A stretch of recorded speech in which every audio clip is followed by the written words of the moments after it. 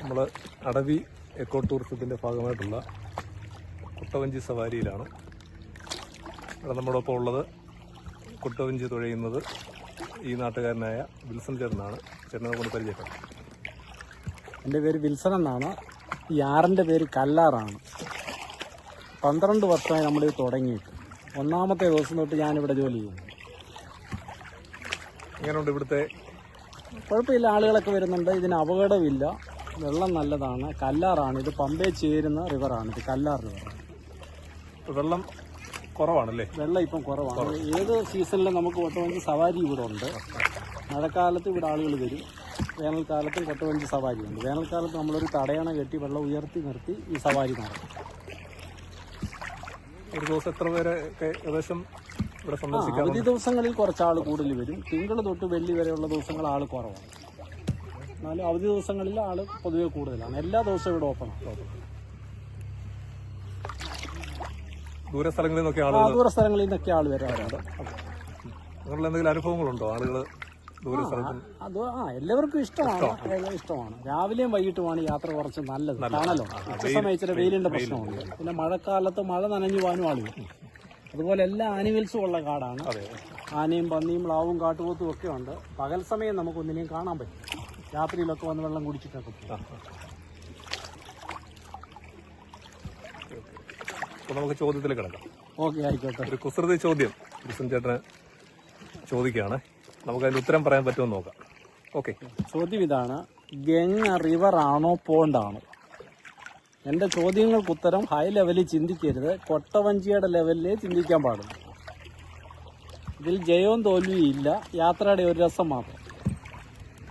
Okay, അപ്പോൾ Wilson ചേട്ടൻ ചോദിച്ചിരിക്കുന്നത് ഗംഗ റിവർ ആണോ പോണ്ടാണോ എന്നാണ്. അപ്പോൾ ഇതിൻ്റെ ഉത്തരം നമുക്ക് ഒന്ന് ആലോചിച്ച് നോക്കാം.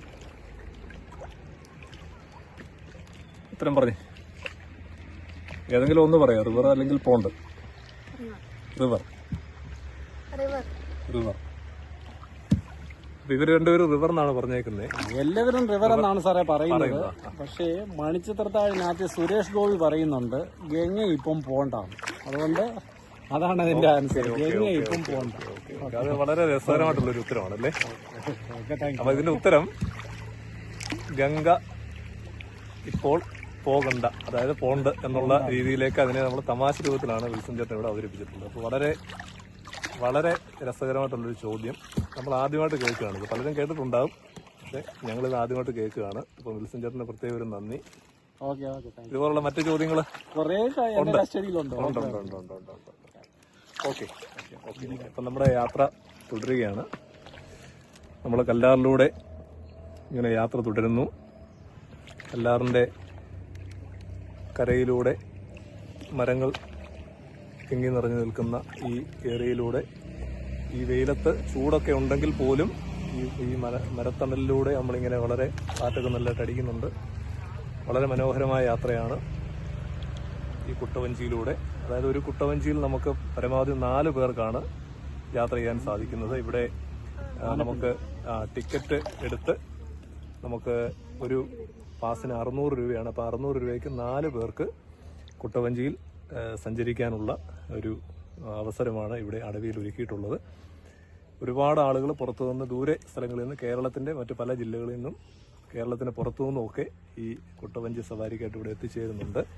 എനിക്ക് തോന്നുന്നു കേരളത്തിൽ ഇവിടെ ആണ് പ്രധാനമായിട്ടും ഇതുള്ളത്. അതിനുശേഷം കർണാടകയിലാണ് ഈ കുട്ടവഞ്ചി സവാരി പ്രധാനമായിട്ടും ഉള്ളത്. അപ്പോൾ നമുക്ക് ദൂര സ്ഥലങ്ങളിൽ നിന്ന് പോലും ആളുകൾ ഇവിടേക്ക് എത്തിച്ചേരുന്നുണ്ട്. അപ്പോൾ എല്ലാവരും ഈ അവധിക്കാലത്ത് ഇത്തരത്തിലുള്ള പ്രകൃതി രമണീയങ്ങളായ സ്ഥലങ്ങൾ കൂടുതൽ സന്ദർശിക്കാൻ ശ്രമിക്കുക. ഓക്കെ.